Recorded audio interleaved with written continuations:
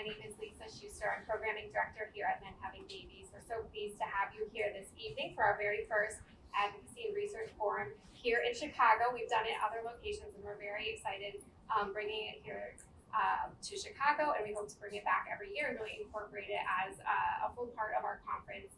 There's going to be a lot to learn tomorrow, but today is really our time to take a broader look at things that we feel are important to the field, to intended parents, and to surrogacy in general.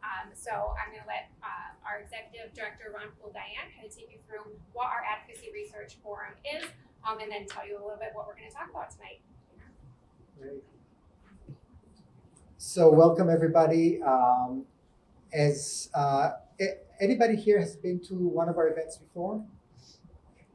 Okay, terrific. So those of you who have, you know that most of our events, and those of you who are coming here probably noticed it from our literature, are more of a prescriptive how-to event. We sometimes even call them a boot camp, in the sense that they're meant to, in a very immersive, somehow of a congested way, to really let you learn how to get through the entire process of becoming parents, whether you want to be parents, whether surrogacy is the right path for you, and how to become parents, and most likely also the opportunity to meet the providers that could help you in that path, once you understand what it is, if it's suitable for you, and if you want to have those professionals assist in this process. However, as an organization, and we're a not-for-profit organization, we are looking at this from a much broader perspective, in the sense that for us, the first question is this okay? Why? I mean, because we started Men Having Babies, and by the way, my name is Ron Poole-Diane, as Lisa just said, and my husband and I have twins who are almost 22 years old. So, it's been a while since we've gone through this process. So I'm not going to give you specific tips about neither the journey, certainly not right now, nor raising them in the first years. It's all absorbed now. But we've started this because nobody else was doing it. We were like, we had no help, and we wanted to be there for the people coming after us, people who are we felt affinity to, and we felt that there's a better way of doing it. Somebody should do this already. So nobody was doing it, so we're doing it. But then before too long, we were coming across important questions. Who should we include in our conferences? Does any surrogacy provider can join? Do we have some standards to who can be here and who shouldn't? What do we think about several aspects of this process? Because we were basically teaching people how to become parents. I mean, how do you feel about a variety of the decisions that you'll have to make? Starting from simple one, perhaps known donor, unknown donors, but big ones, such as should we use an agency, do it independently, but also the compensation aspects regarding how you go about even transferring embryos, one or two, the risks associated with it, et cetera, et cetera. And before too long, it became evidence that there are people out there that are not so keen about surrogacy. And there's some baggage or stigma associated with it. And we always felt that it's good. I mean, we never had any, because my husband and I had, the only concern we had was because at the time there were no egg donors, and we really didn't want our surrogate to be also the biological mom. And luckily it was my sister-in-law donated the eggs. But we never thought about all these things that we were coming across. So the issue of making sure that the way we create our families is something we can be proud of, and we can tell our kids about in a way that would, they would feel that don't have reservations about it, and to be fully aware of going into this with open eyes regarding what might be some of the issues that come up, and being more mindful about what we think about them. So that led us to seek out surrogates who could, together with us, we created an advisory committee. Later, some of those surrogates came on our board and our staff. You met Lisa, you'll meet Sarah tomorrow as well. And also with a lot of international partners, a lot of LGBT family associations outside of the United States, we created an ethical framework, which we'll talk about briefly tonight. But the first thing is I want you to understand that this was a very important development for us because we started first, we first started with just creating those panels and putting a doctor, a lawyer, and a psychologist and say, take 20 minutes each. But, this is something that we're doing more and more. And as the evening will show you, there are opportunities, I would say even imperatives, for some activism and advocacy from our side, which we'd like to reveal to you throughout the night. This panel, this hour and a half, that we think there's a lot that can be done. And in fact, what we're going to do is we're going to start. Sylvia, why don't you come join us?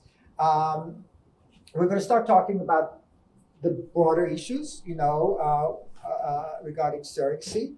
We're going to talk a little bit about the surrogates and their motivations. We're going to talk about the research, what is showing us about the outcomes and how is surrogacy practiced.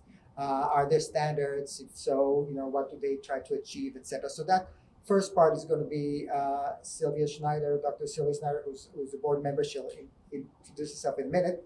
And then we're going to talk about the fact that our mission is not just to make sure that we are mindful about surrogacy and that the surrogacy we help guide people through is as ethical as possible, something that we feel, very strongly about, but also the fact that it needs to be accessible to people legally and financially. And that's part of what we consider also to be advocacy, certainly, but even ethical issues. The fact that, and really that's, what at least caused me to drop everything else and do this. I never thought at the time full time. And that is, how do we feel about the fact that some people can't afford it? And what can we do about it? So we considered all that to be part of the ethical and advocacy aspects of surrogacy. And we're going to try to give you this introduction to it today. The concept of what we call the ARFs. You'll hear a lot of acronyms and abbreviations this weekend, including the fact that you might not know that your IPs, your intended parents. So the ARFs are something we've been doing for 7 years now, even though not in Chicago yet. And part of it is because we are a bit of a traveling circus. We go to Brussels, now also Berlin, Taipei, Tel Aviv, San Francisco, New York, Florida, etc. So the idea is that there are people in all these locations that are thinking through some of these issues. There are researchers that are working on various aspects of academic studies, psychology, anthropology, even media studies, sociology, that are related to the outcomes of surrogacy, and Sylvia's going to talk about it, but they are also not all in the same place. And so the idea is tonight's going to be a bit of an introduction to this, but we intend to have these advocacy research forums in Chicago in future years. For those of you who will join us for whatever reason, you can always come back just for the ARF in the future. And I also just want to mention for the record that we're very, very pleased for the first time. What was in part what made it possible for us to add this program to Chicago is that we have received a grant from the American Society of Reproductive Medicine, ASRM, to support these ARFs. So I want to thank them for that. So as I said, we're going to go through this panel, this initial panel, then we introduce 3 panelists that will help us through the part of removing financial obstacles. And then we'll have some time for a discussion or questions, comments, from the audience as well. Okay, so with that, let me start and say that, why don't you first introduce yourself?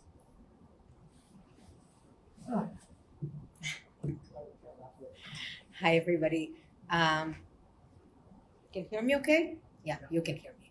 I'm Dr. Sylvia Schneider-Fox. I am Men Having Babies board member.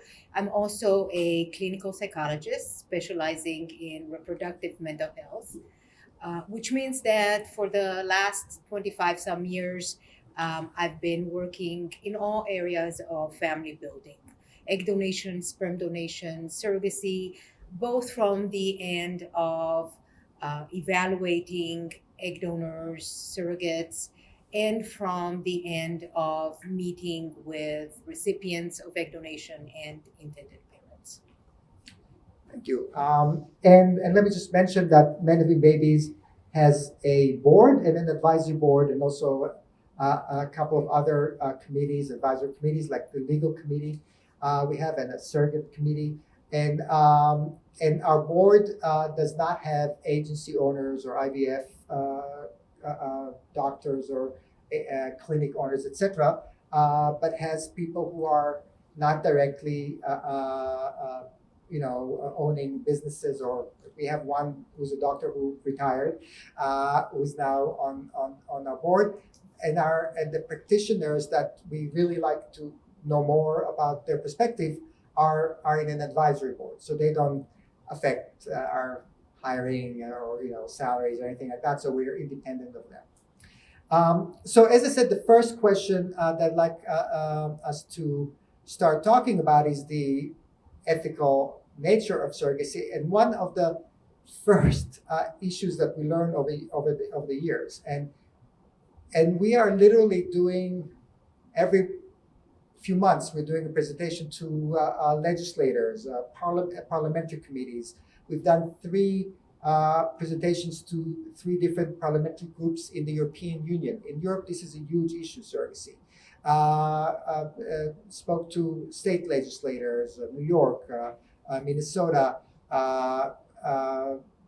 We presented to children of us, created a video to the Spanish parliamentary committee. There are a lot of opportunities we have to address these issues, and one of the first pitfalls is that the conversation revolves around, is surrogacy good or bad? Is surrogacy ethical or not?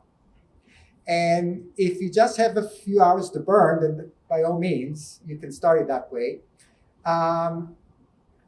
We start the way we came to it intuitively. And I'm saying we, I mean, almost all the people on our board or advisory board, etc. Most of us didn't join when we already had all these things figured out. We intuitively felt this was good.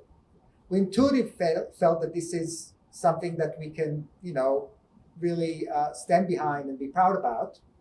And then the part of that came to articulating it, and what we understand now is the question is, the only useful conversation to have is, how can surrogacy be practiced ethically?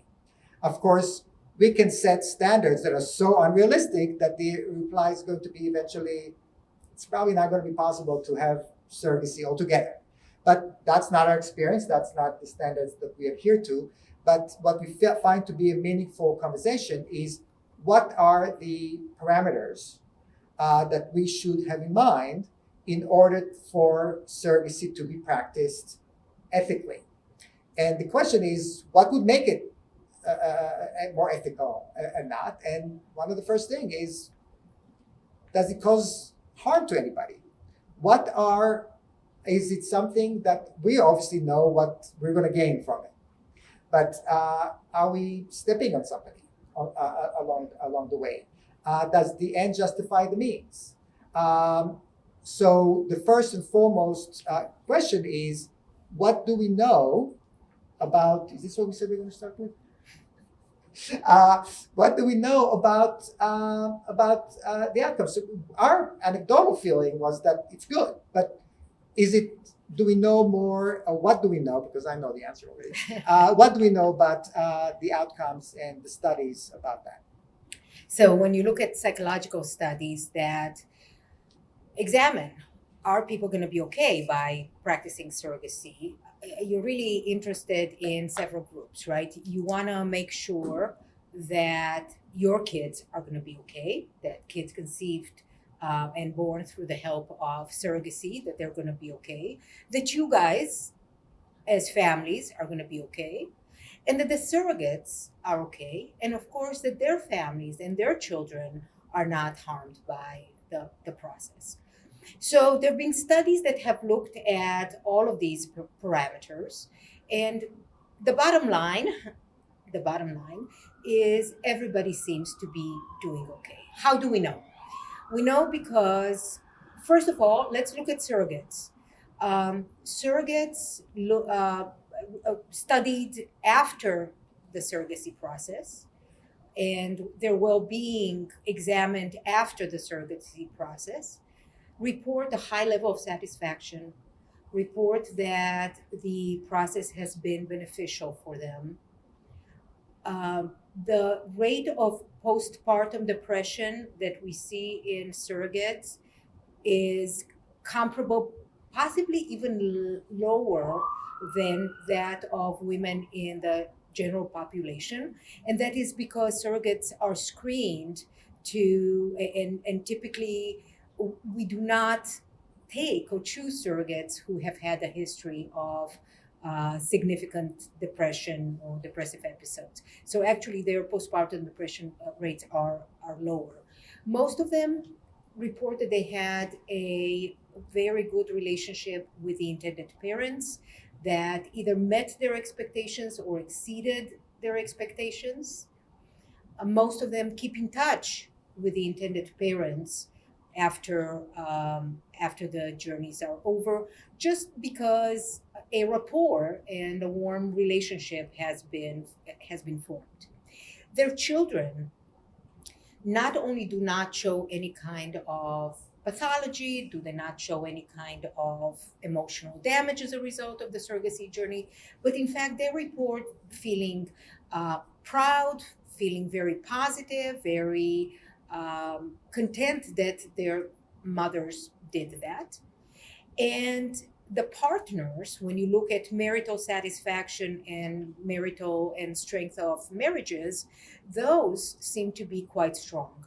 So, to the extent that we're worried that um, a woman's choice to start a surrogacy journey somehow would weaken her family or would harm her ties with her partner, there's no evidence for that.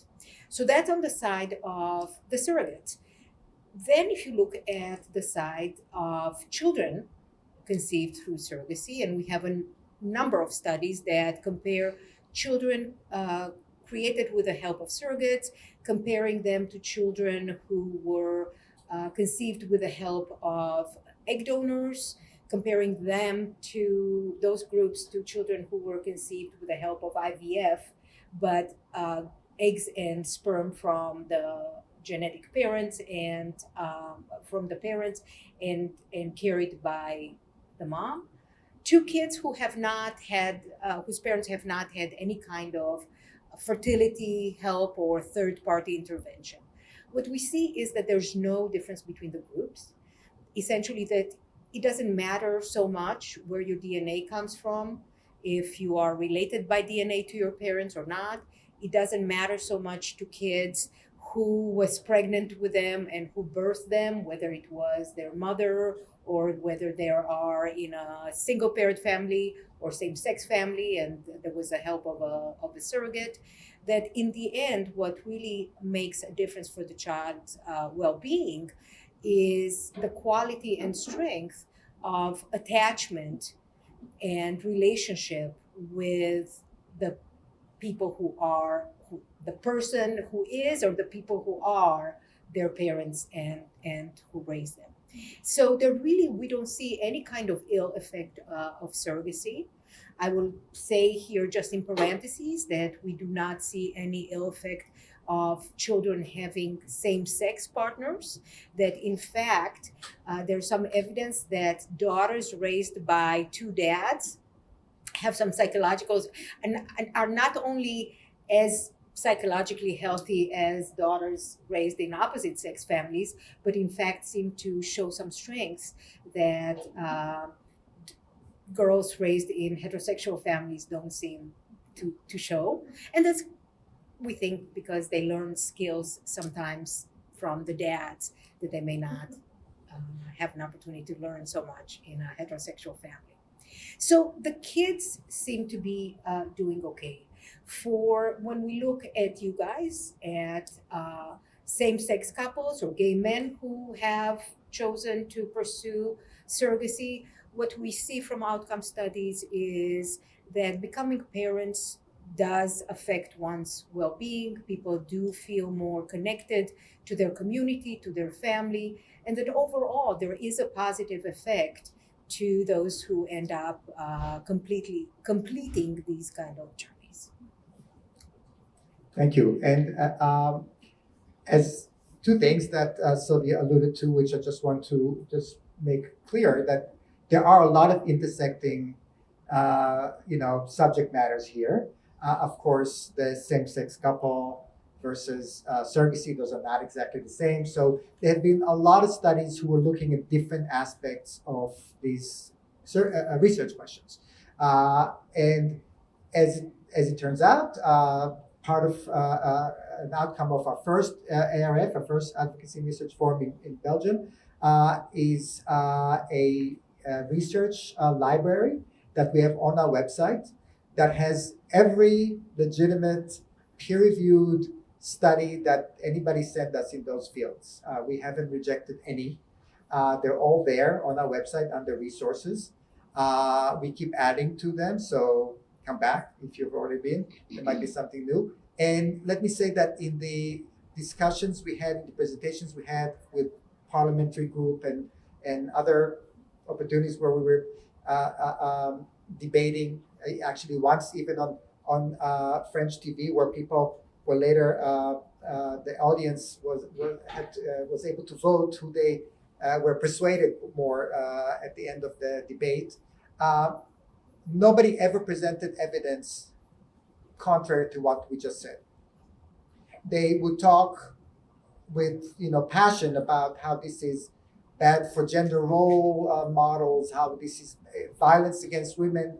Mentioned India, mentioned Nepal, mentioned other countries, mentioned Ukraine, but they would not come with evidence. And of course, what Sylvia was talking about are studies we have from the West, from the United States, Canada, the UK, not from Europe. There's no surrogacy in Europe. In Western Europe, it's not legal.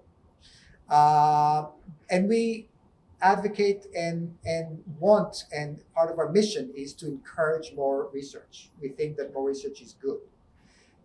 But not only have we, so to the extent that anybody is skeptical, I'm not asking for a show of hands, of what Sylvia just said, that it sounded too good to be true. First, as I said, go and read by yourself, on your own. But B, let me admit that we cheated, okay? We got those results, not by some sort of random study of taking somebody from the street and say, you become a surrogate, you become an egg donor, you become parents through surrogacy and egg donation, etc.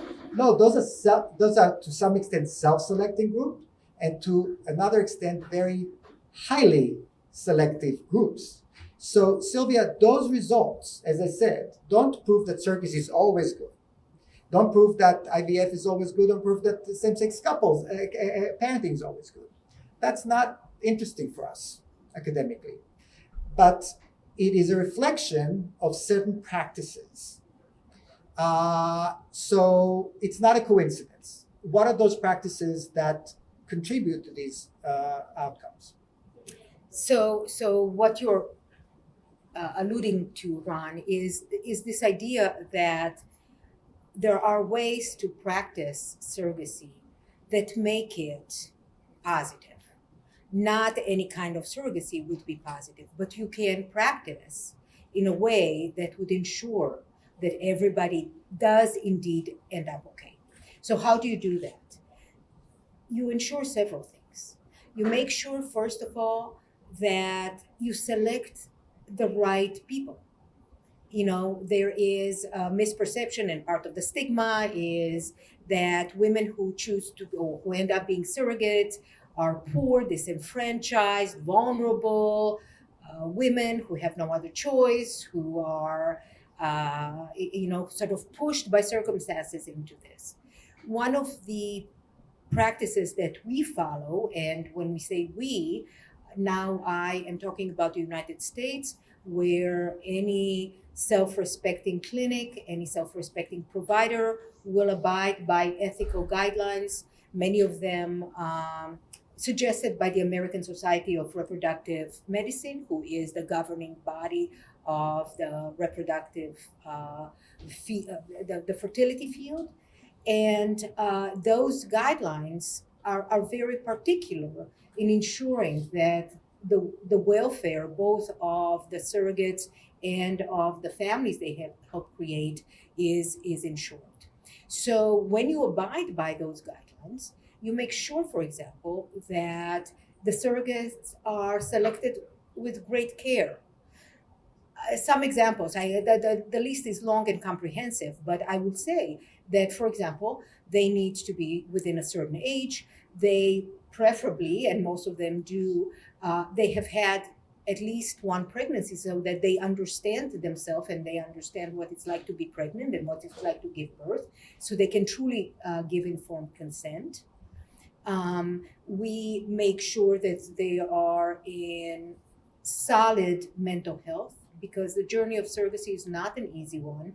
There's a great deal of physical discomfort, emotional discomfort, disruption to their lives. So we want to make sure that they are in good psychological health, that their families are in good psychological health, that they are stable, that they're at a stable time in their lives, that they are not financially needy. This is a big misconception, that surrogates are not selected, and in fact, they get rejected if they are in financial need. Because if they are in financial need, they would be so desperate to do this, they would not really truly be able to give informed, autonomous consent. So we want surrogates who are empowered, who are able to give informed consent. We want to make sure that they receive the best counsel legally, financially, medically, emotionally, on what it means to embark on this journey, that they get their own independent attorney, psychologist, physician, who is not serving the intended parents, but who is acting in the interest of the surrogate and who gives her the best advice so she can decide for herself if this is the right thing for her and her family to do. We engage her support system. We engage her partner if she has one. We engage her family if she has one. They are part of the psychological evaluation that we do. We do, she goes through a preliminary medical examination that really ensures that she is in the right medical condition to undergo this journey. And again, surrogates who are at high risk in any kind of way are not selected. So the process tends to be highly selective, and highly mindful in truly making sure that the right people are there. The other piece is that there's great care put on the right fit between surrogates and intended parents, because the essence of this journey really is the communication and the relationship that gets formed throughout, before the pregnancy, throughout the pregnancy, and after birth.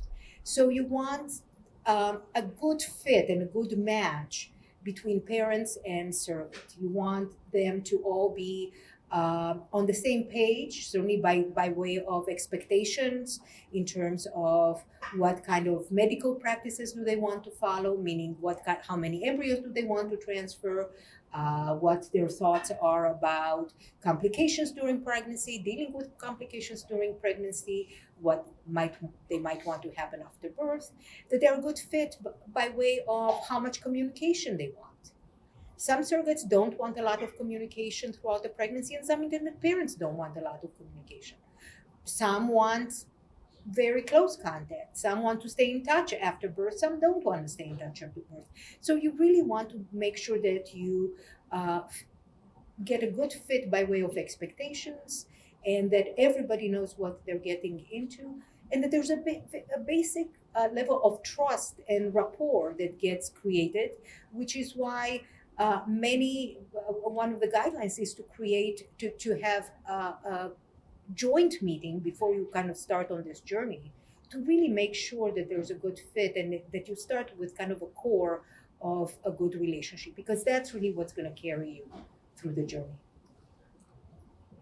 I really feel bad because we can and we should talk about any one of these issues for a long time.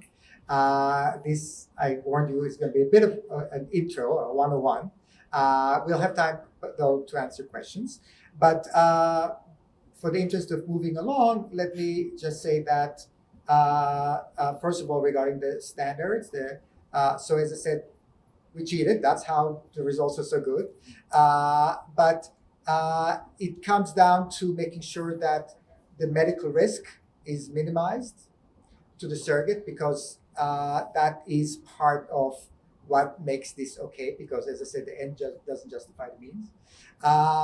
That let us also not forget that in the vast majority of cases, there's also an egg donor. So for her as well, the medical risk should be minimized, and there's similar, not identical, but there's similar scrutiny, a lot more on the medical side too, there. And that they are all informed, empowered, represented, and protected as much as possible, to make sure that this is a meeting of the minds. This is really a family in many ways, not just a person who helps another family being formed. The standards have existed for years for the respective professional fields, in the sense that the mental health professionals have very advanced standards. Agencies and clinics who work with them can't just choose their own psychological standards, because you will not let them. If somebody tell you, cut the corner here, cut the corner there, you will not do that. There are medical standards, there are legal standards, there are legal practitioners who are part of this and are an important part to make sure that this is practiced ethically. And then there are agencies. The agencies have not been regulated for the most part. The New York State now regulates surrogacy. Others regulate them in much less rigorous way, I think. I would say that in Illinois, they're not regulated the way they are in New York, correct? However, for the first time now, a group of the Trade Association of Agencies, which is called SEEDS, the Society of Ethics in Egg Donation and Surrogacy, has grouped and created a set of standards that have been voted and have now been endorsed by Men Having Babies. And starting 2024, you'll see a press release soon, providers who are not adhering to them will not be able to be part of our conferences. And they codify a lot of those best practices. So those best practices existed already by virtue of this professional community being so close-knit and informed, and nobody wanted to be shamed for not doing this, not doing that. But now there are sets of standards that could even take it further. So let's talk about the elephant in the room. But we pay surrogates. So you said they can be federal, support. We at Men Having Babies feel that, and it's been also carried in some legislation and other places, that they should be compensated because they are not just helping a blind man across the street. They're doing a good deed, but there's a lot of medical risk that's still being undertaken. There is disruption to their lives, as Sylvia was saying, and there's discomfort. Although lawyers tend to call it pain and suffering, and we don't like that.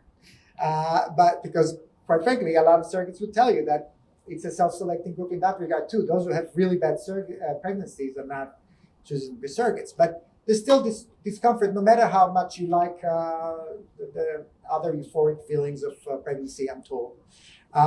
So we feel that they deserve that. We also feel that it shouldn't be so huge that it becomes inducive.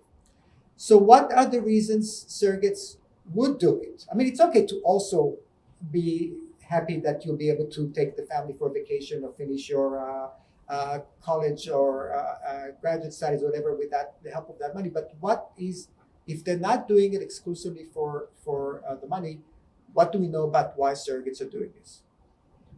They're not doing it exclusively for the money. I cannot tell you. I mean, I've assessed many surrogates, and so have my colleagues, and all the research shows that they really are doing it because they want to help.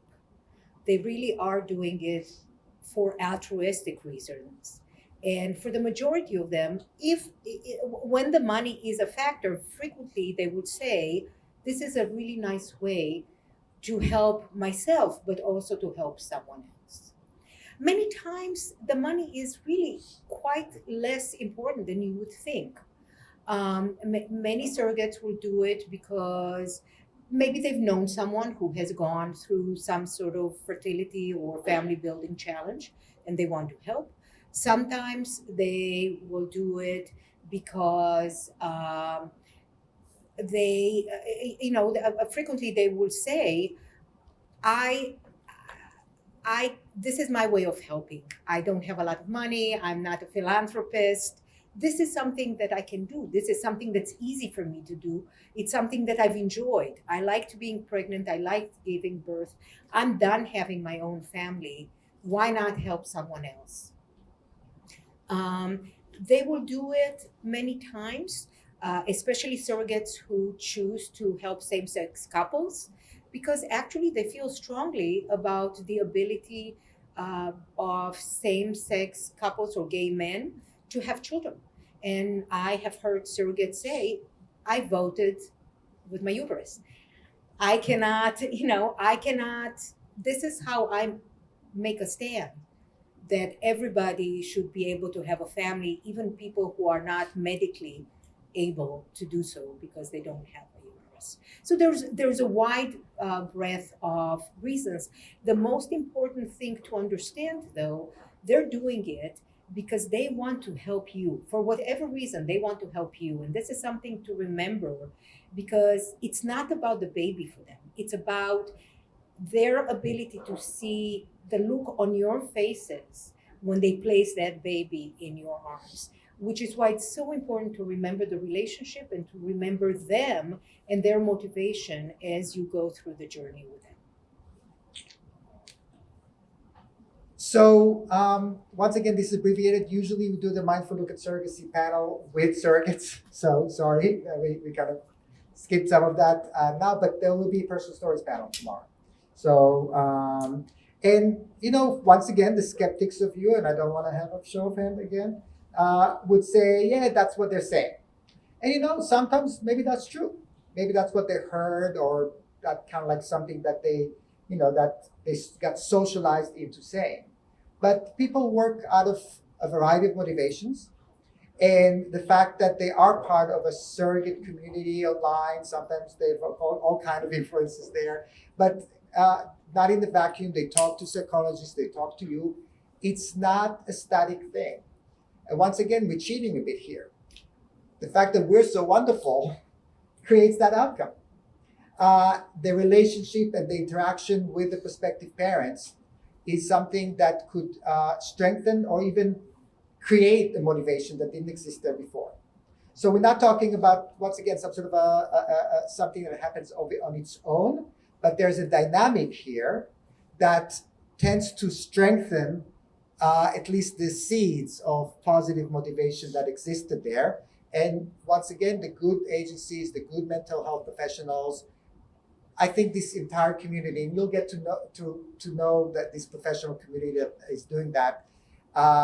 Of course, a lot of people make a decent living from that, but everybody that's in this professional community is doing it out of sense of calling and passion. So it is a very rewarding thing to do, and it is something that kind of creates this general feeling or a general sense of mission. Now we're going to pause and we're going to invite three other people to help us proceed with the conversation. So why don't you come join us? We'll follow you. Okay, sounds great. I'll take the outside of that. And I'll and the shift we're going to make now. Yeah, Sarah, why don't you come? Okay. Or one way or the other. It is. Doesn't I mean, it doesn't matter. So put this up on my shoe. It hurts. Yes, perfect. Oh, okay. So, as I said, it is important for us to be mindful about this, to make sure that we are not just convinced that surrogacy can be done ethically, and we understand how those outcomes are achieved, but we can also participate and make sure with our contribution, with our interactions, that indeed this is a practice that we feel proud and positive about.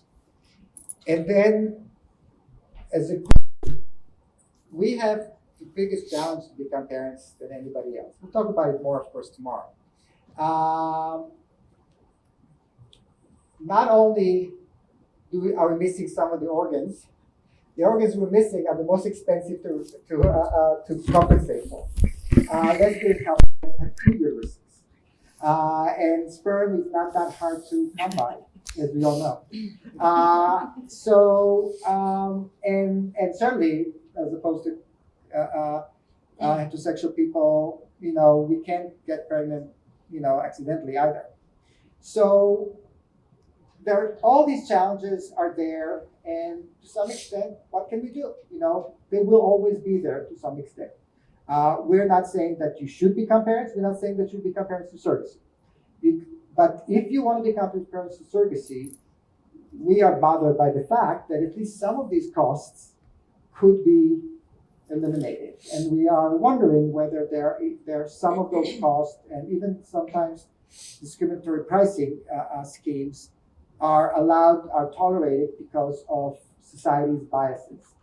So before I talk about these biases and what we want to do about this, I have 3 distinguished guests here that are going to help us understand in practice what some of those obstacles that exist financially are, in ways that have already been that are already happening out there to try to eliminate or remove these obstacles.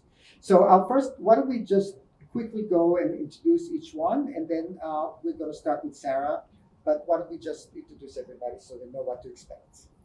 So, you know what, Nini, why don't you introduce yourself, and then by the time Sarah introduces herself, I can just continue with her. Here, let me do this. There we go. Let us not choke it. My name is Nidhi Desai. I am an attorney here in Chicago. I am the director of assisted reproductive technology for our legal professional group, which is called the Academy of Adoption and Assisted Reproduction Attorneys, as well as a legal advisor for men having babies. So I'm happy to be here and talk to you today and tomorrow. How about we left you 3 seats if you want to jump in Oh here. yeah, so if you want to sit. Come on up. Don't be shy. And then we're going to call on you. That's right.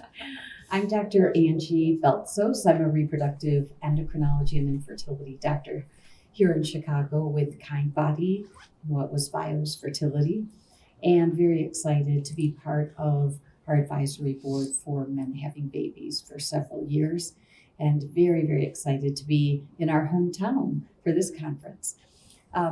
We specialize in fertility care and for couples that are trying to have children through egg donation and surrogacy. And as a mom of a surrogate baby, I also know some of the things that you were talking about today are real and important to consider as you navigate some of the things that are ahead in this journey. My name is Sarah Page, and I'm with Art Risk Financial and Insurance Solutions, and we work on the insurance side of the journey. So from the donor to the surrogate to the newborn, we kind of follow the journey along and make sure everyone's really safe.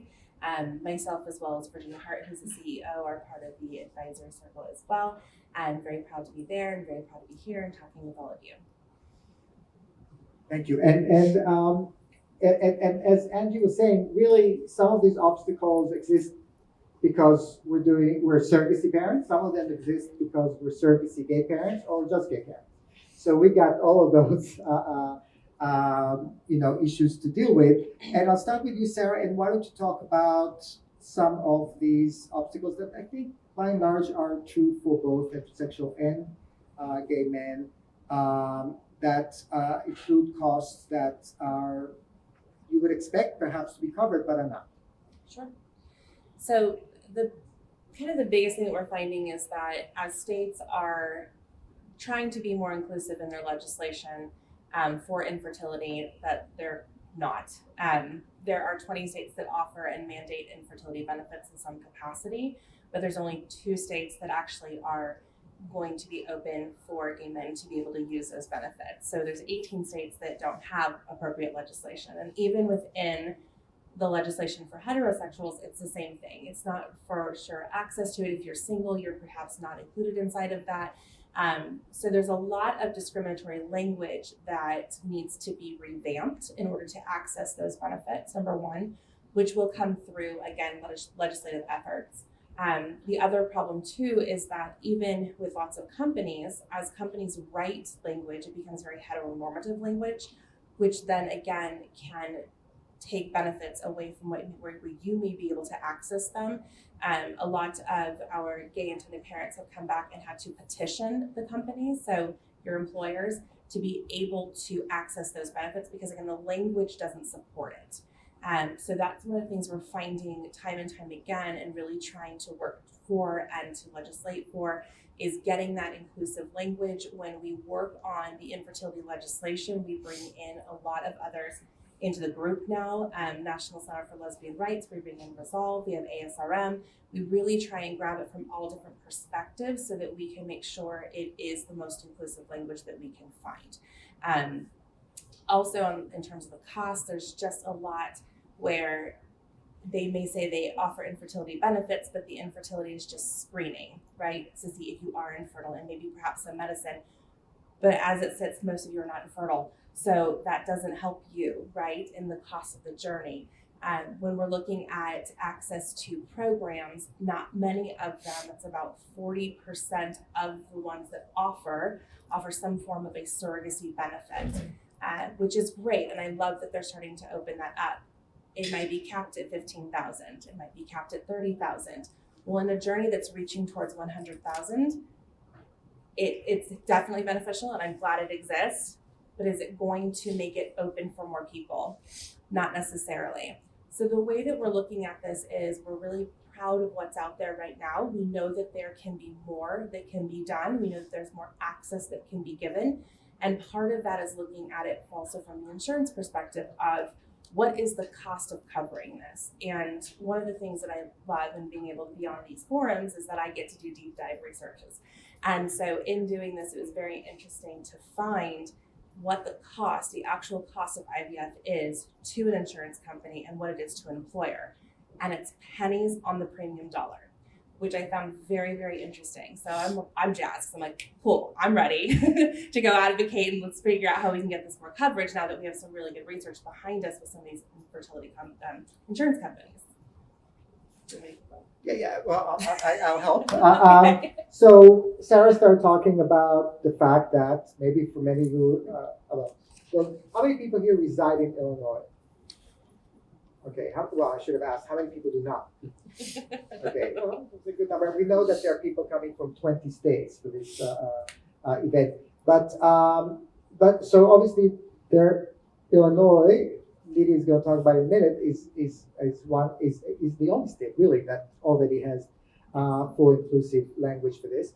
But then so maybe a lot of you see this as not something that we would take it for granted that our employer or our state standards would give us free IVF. But then when the surrogate carries our baby, And when the baby is born, there are also obstacles. So why don't you talk about it quickly as well?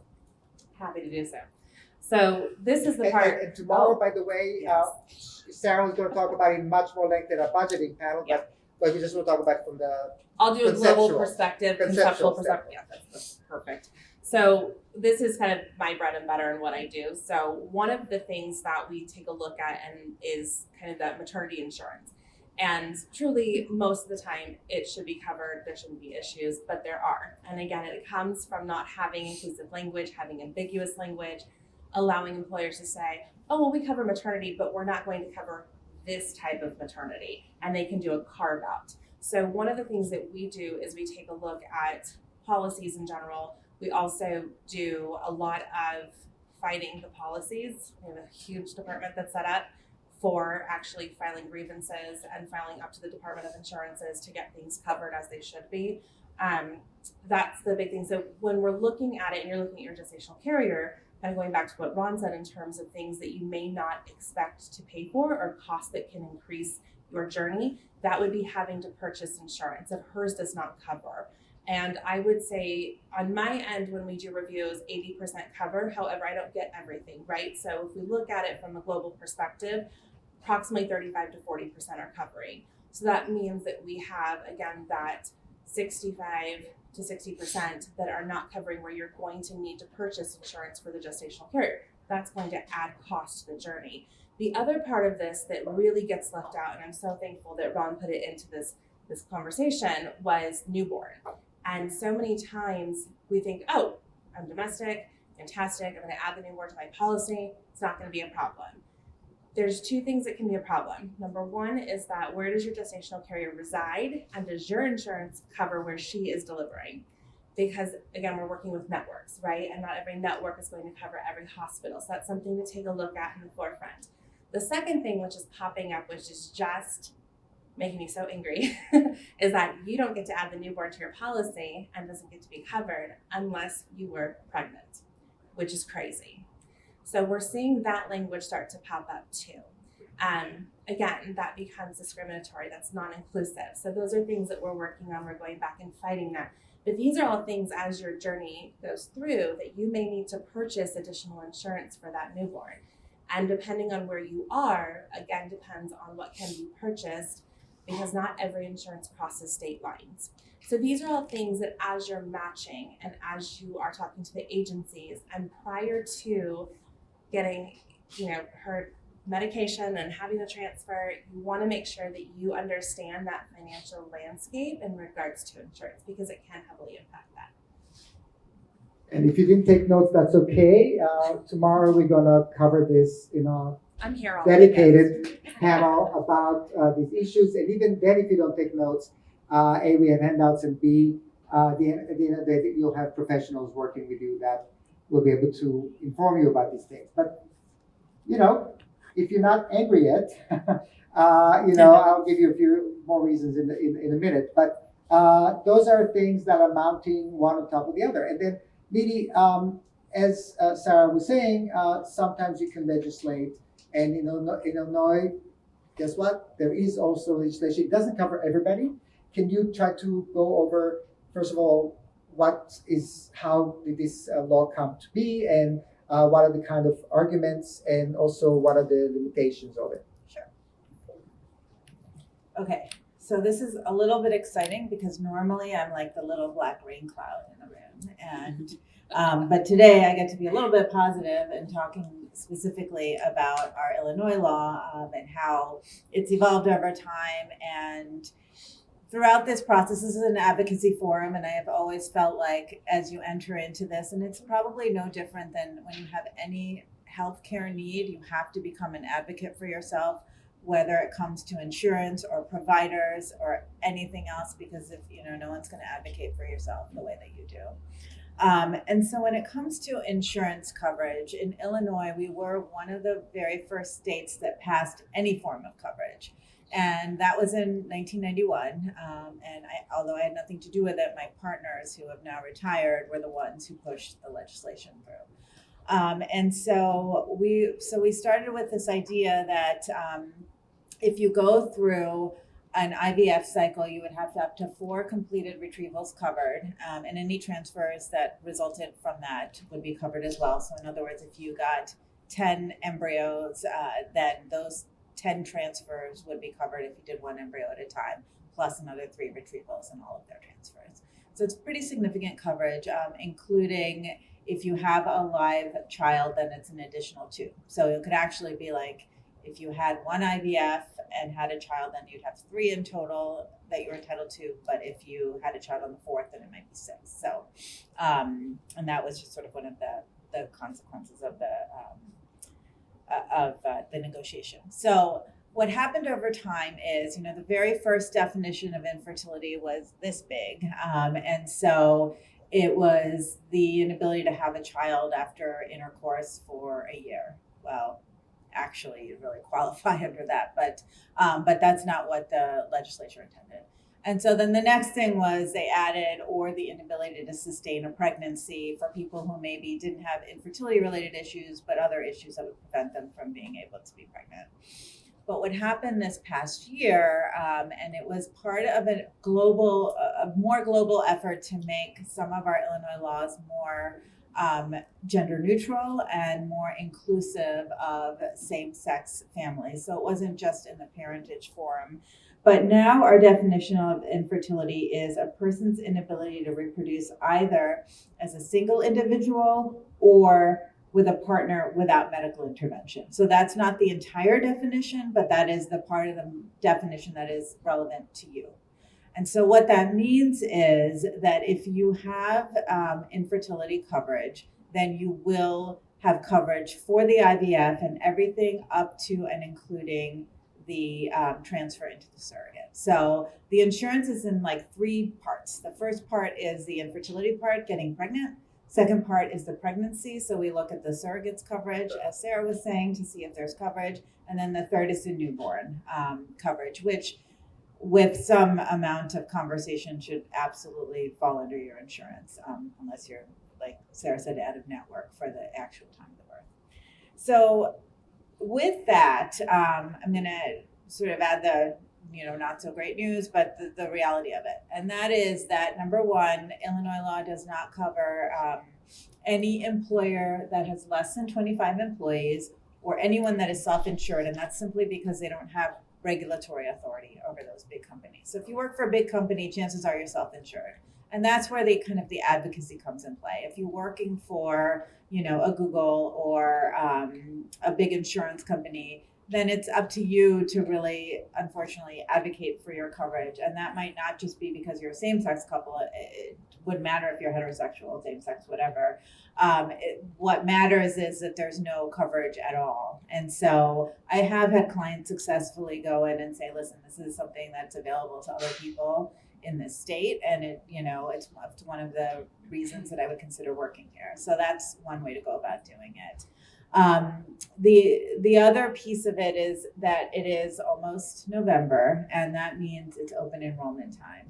And the one thing is in Illinois that's true, that is if you have an HMO, you're covered under the mandate. So not all providers will take an HMO, but there are providers in Illinois that will.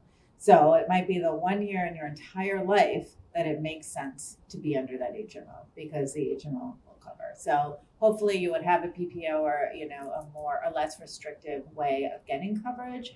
But no matter what, it's worth looking if you are in a period of open enrollment to see what coverage you might have.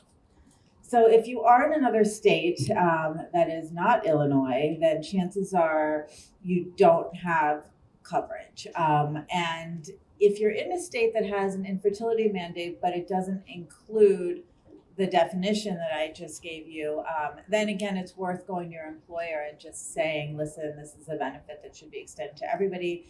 And I think the way to approach it is to say these laws were written at a time where we weren't thinking along these lines, right? IVF wasn't even really successful at that point, the majority of the time. And now we're at a time where you can pretty reliably have a child if you go down this path. And so the fact that the law is outdated shouldn't preclude us from being able to get coverage at this point in time. So we'll talk a lot more tomorrow about some of the other legal aspects, but that's sort of in a nutshell the infertility piece of it. Excellent. And we will also go back to some of the details of what Nidhi discussed as well. So we weren't expecting you once again to understand exactly the various parameters regarding this bill, but so surrogates might be excluded. You may not have health insurance for your IVF or even for your newborn, but then you can advocate for that insurance at your company. Angie, your company, your larger network of company, provides both benefits management as well as the actual care. And recently, I read a press release that Walmart has decided to provide not just IVF, and Walmart is one of those that is self-insured, so they're not covered by those standards, by those mandates. So that's good news and bad news. It's of course, if you're not in a state that has the mandate, it's good news. They can, of their own discretion, provide some benefits, and they provide not just IVF but also surrogacy. What makes an employer decide to go above and beyond, and how do they go about it? Thank you. So at Kind Body, we have two parts of the organization. One is the IVF clinic itself, and the other part is trying to democratize fertility care. And so you ask a very provocative question is, how does the effect of mandates, insurance, and employers intersect? So if you look at the United States, about 49% of people get most of their insurance coverage from your work. That's not necessarily true around the world, but it is true in the United States. Obviously, there's Medicare and Medicaid and other things. In the field of fertility and infertility, what has happened is this is three important points to answer that question. The first is, and this comes from an article written by Lisa Woods. She's in charge of benefits at Walmart. And this was published in the Harvard Business Review, How Employers Are Fixing Healthcare. Number one is creating a quality care experience that also has relevance of how much it costs. So how do you do that in the United States with healthcare, and in this example, this experience being exorbitant? And business status quo is unsustainable. It really is not possible to continue the healthcare costs that we face. And a lot of that burden is put back on the employer and what premiums they pay and what ends up also on the patient side. The other part of this is creating a relationship, what they might call centers of excellence. Finding really good doctors to take care of you that have relationships directly with the employer. And what they found is that you can create an incredible experience, high quality care at a very achievable price. And the third element of this is really this bundled package that's proactive. And this also is very reminiscent to the conversations that I think we'll have here, is we know some of these features that have to go into what we need to help patients have a family. We need an egg, we need sperm, we need a uterus. And we need some things around that, including the medications. And those all cost a lot of money. So trying to proactively manage that in a bundled package are the ways that these Walmart type relationships have occurred. So now Walmart will give a certain amount of money towards the cashier that you might use to check out when you're at Walmart. People that could never afford care, they also, for whoever works at Walmart. Number two, it also provides money, $25,000 towards gestational carrier or adoption, separate from the money that goes towards the IVF cost. So this is a step that truly is revolutionary in the United States for these companies to really step out. We were saying, why? Why are they doing this? Well, it creates a very loyal employee base. You're attracting incredible people, vibrant, excited about their work, and excited to be part of their team when they get these kinds of benefits. So you create a really resilient workforce that is attracted to that company, like Google, Facebook, who are really also part of those initial companies providing fertility benefits. And then it does intersect with what Nidhi was saying in regards to mandate. So you may have an employer that has mandate type coverage that may intersect with this or may not be even an option. And so this is something that we found. And so there are about 8,000 companies plus that are targets for these types of relationships.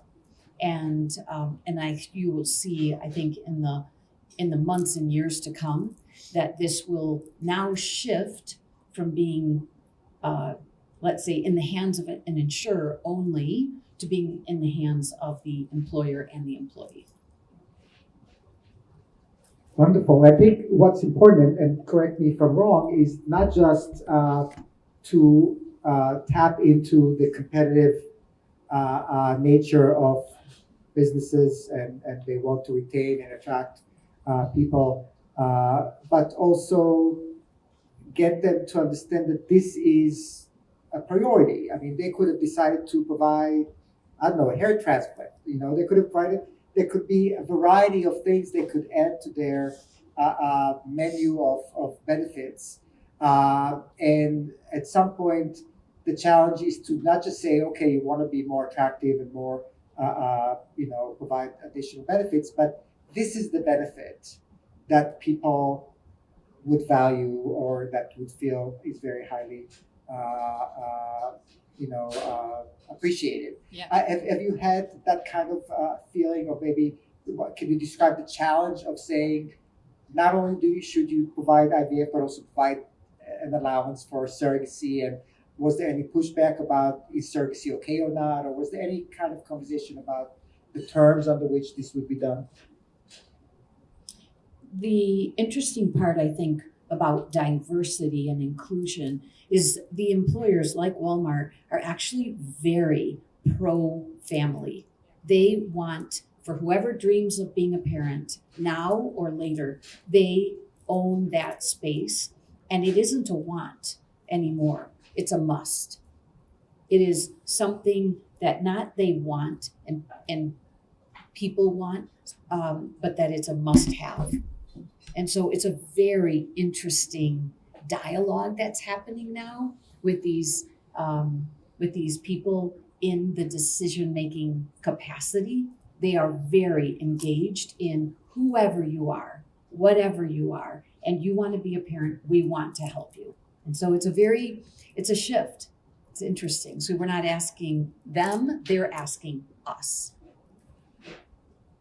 Wonderful. I invited Sylvia to join us again because we're going to open it to comments and questions.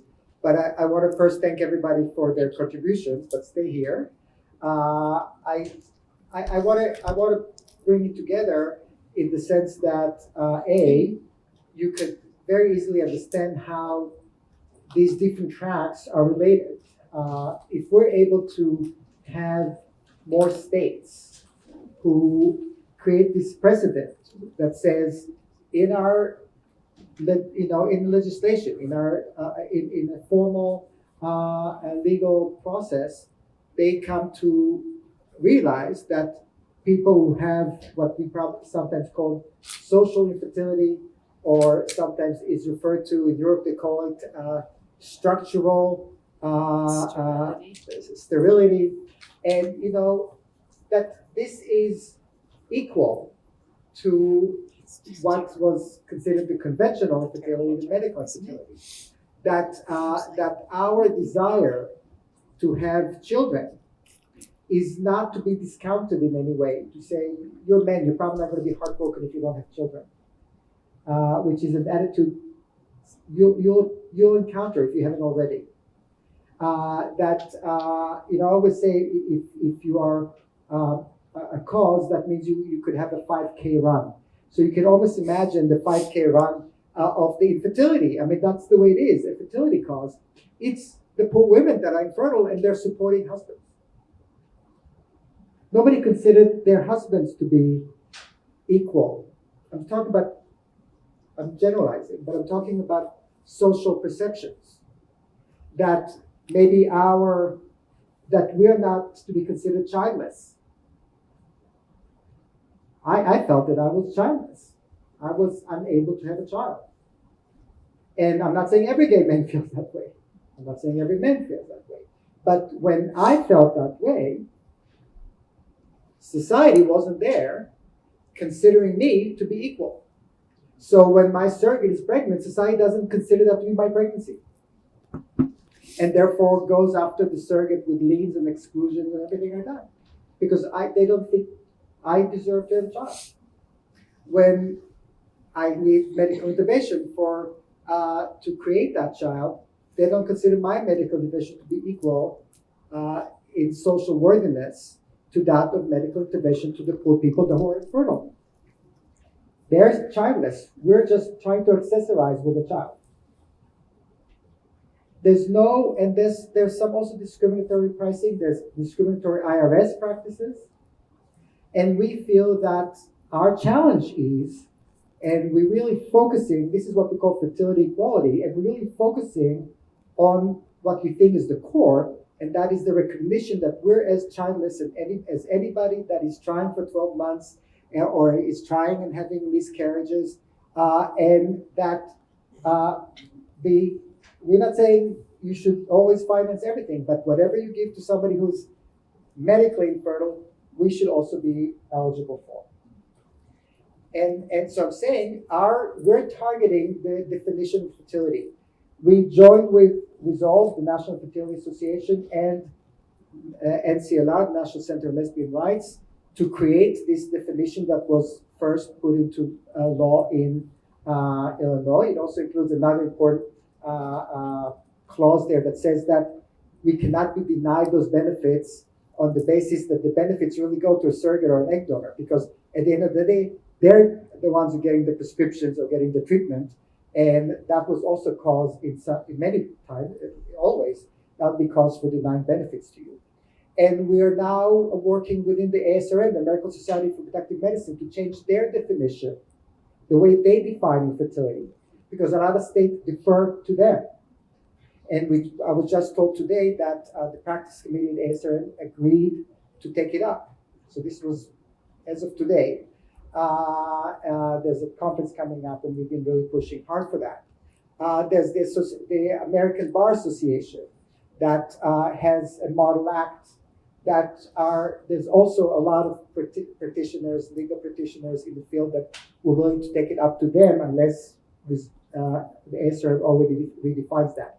So if you go to your employer and say, not only does Walmart and Disney and Microsoft and Google give those benefits. So many. Pardon? I said so many.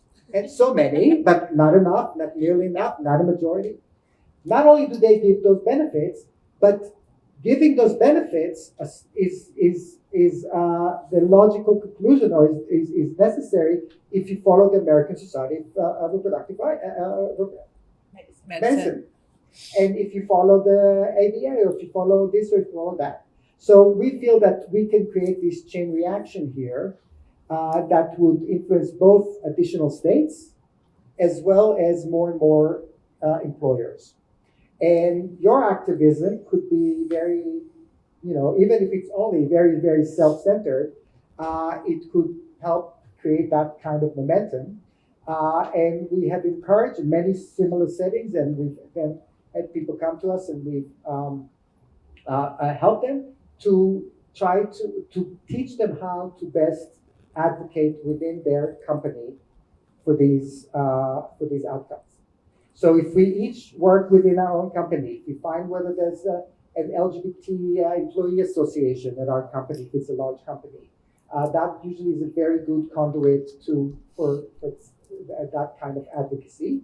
And of course, state advocacy and legislative advocacy beyond where the checkbox can already be marked, which is Illinois. So that is a terrific first precedent. So I'll open it up for some questions and comments. It could be about any of the issues we discussed, but keep in mind that we'll be diving from the prescriptive aspect of how to do those things. We'll be diving into that tomorrow.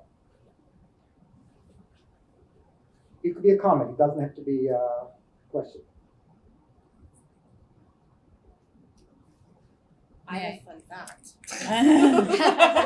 Well, here's a genuine question. Has there been a increase in resistance and restrictive language since what happened with Roe? Okay, I'll repeat that for those of you that haven't heard. The question is there increased resistance due to Dobbs, due to the restrictive of the reversal of abortion rights?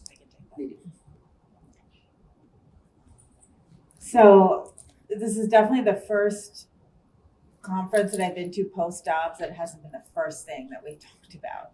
It is on everyone's minds, and the short answer to your question is definitely yes. Now, in a state like Illinois, we've had this coalition of legislators who have gotten together to say, what do we need to do? Let's not make assumptions that Illinois won't fall, because you're always one election from Roe being overturned in your own state.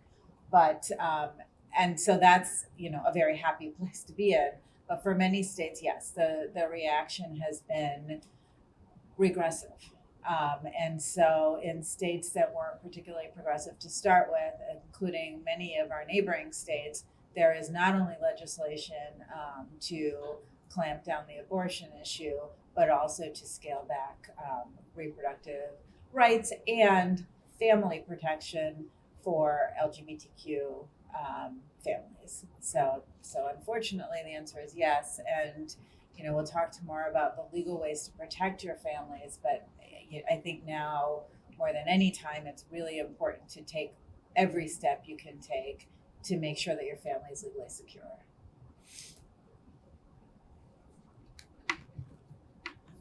And this is even before we talk about the personhood Yes.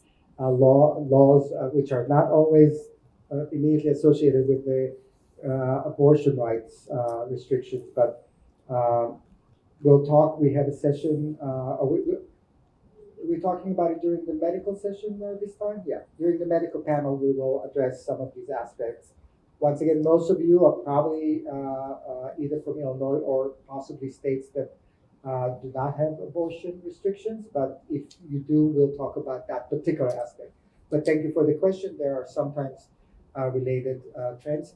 Any additional, other than the fun fact, additional comments on this issue?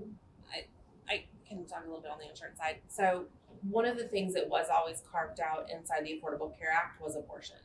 And so I don't know how much we're going to see it on the insurance side change, because actually a lot of insurance companies already had it, but it was only if it was medically necessary and or to save the life of the quote unquote mother. So we're probably not going to see a lot of that. There's only 13 states that actually have really inclusive language for surrogacy, which Illinois is one of them, California is one of them, Colorado, kind of I would say your states that tend to be a little more forward thinking. There's 2 states that absolutely prohibit it inside their insurance language. I will guarantee come around 2023 when we enter into open enrollment, we can see what that language starts to look like. We're going to see more exclusions, within those states, such as Louisiana, Oklahoma, Texas. We may see more of that in there. That was the fun fact? No, that's not my fun fact. That was my addition to knitting. Okay, so I'd like that to I have be a followed. different definition of fun. Yeah. No, my fun fact is that with the cost of it, this is from a government standpoint, but if the government were to take over and pay for IVF and it to be a part of insurance and it be mandated on everybody, that in general throughout that person who was conceived through IVF, right, and became a human and became a working person in the United States, that they get a 700% return on the money that they spent with IVF. And I thought that was an amazing statistic. And I was like, okay, this is where I said my deep dives, I get really excited. So I'm like, cool. Because we're constantly working on how do we get IVF benefits to be covered on a global scale? Who do we talk to? CMS, HSS. So anywho, that was my fun fact for the day.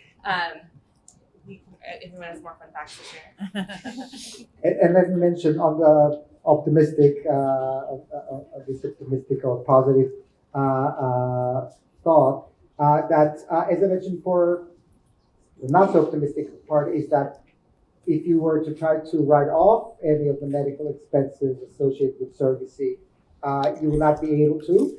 The IRS, even if it's more than the threshold of medical expenses within a year that you're allowed to deduct, or if you try to use a health saving account, you will still not be able to do that or the equivalent. And that we also feel very resentful about, naturally. And a coalition of, once again, many times work with coalitions of organizations, and the coalition once again was brought together, and we worked on devising, drafting a law that has been submitted by Congressman Schiff and one other congresswoman, but I keep forgetting her name. And of course, it hasn't passed yet, but it's some progress. We are also, as Sarah was saying, always thinking creatively, where can we have potentially regulatory or discretionary or even sometimes legal, like lawsuits, where we can try to chip away from some of those discriminatory laws and practices.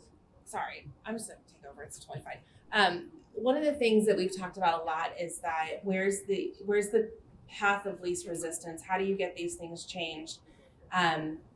What is the best way to change? So we're working on a lot to figure out, and kind of going with what Ron said, which is what sparked to my mind, was when we're talking about regulatory, if we can get it to be something where it was, again, defined correctly, then we can go backwards, right, and get things covered and work on not having to put in, which I love legislation because it is hardcore, it is done, pretty much doesn't change for the most part, unless you're in the Supreme Court. That's fine. And from there, that's going forward. And so a lot of times we're looking at how can we change this in a faster fashion. And a lot of that's going to come down to those coalitions, the regulatory boards. One of the ways it's not easy at all, however, it does also create statutory law case law would be in a legal case if we were to do that. So there's sometimes where we do try and get things through. There's a couple that have gone through in Wisconsin that help with surrogacy. That's more on case law, and then you have actual legislation such as Nevada and New York. So that's, I just wanted to go off that there's different ways that we try and tackle these to get it so that it is expanded. And if you have the case law, if you have the regulatory bodies agreeing, it's a lot easier to get that legislation through. Okay. Yeah. And I think the other thing that's important to remember is a lot of times the end result doesn't matter in the end, because it wasn't the intent that was discriminatory. It was really based on a foundation that we no longer believe to be true, which is the infertility treatment was based on the fact that a person was infertile.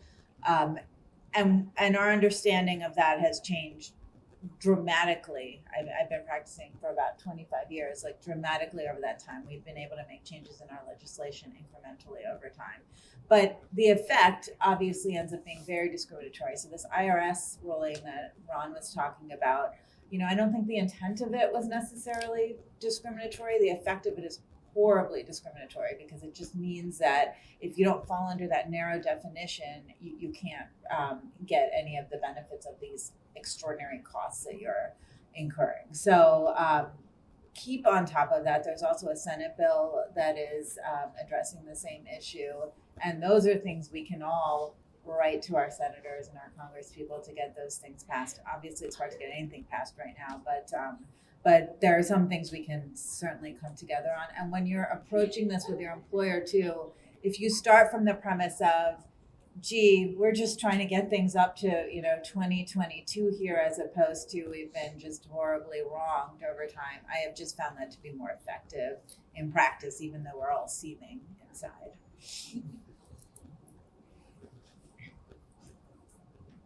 We kind of are at the time allotment we had for this. We invite you to stay for the reception we have now. We have some booze and everything, and you're able to continue the conversation because I'm sure you're all staying with us. And I want to thank our longtime partner, EMD Sorno. You want to come and say a few words? Right. So there are the sponsors, the underwriters of the welcome reception, and I'd let Mike introduce himself. Thank you. Hi, I'm Mike. I'm with Serrano. I'm the only one keeping you from booze and everything, so I'll make it brief. We partnered for a long time, like Ron said, since the inception of Men Having Babies. And we really do understand how important and the headwinds serving the community of men trying to have babies face. So we just want to say thank you for putting on this event, and thank you allowing us to be a sponsor. Thank you. So enjoy the booze and everything.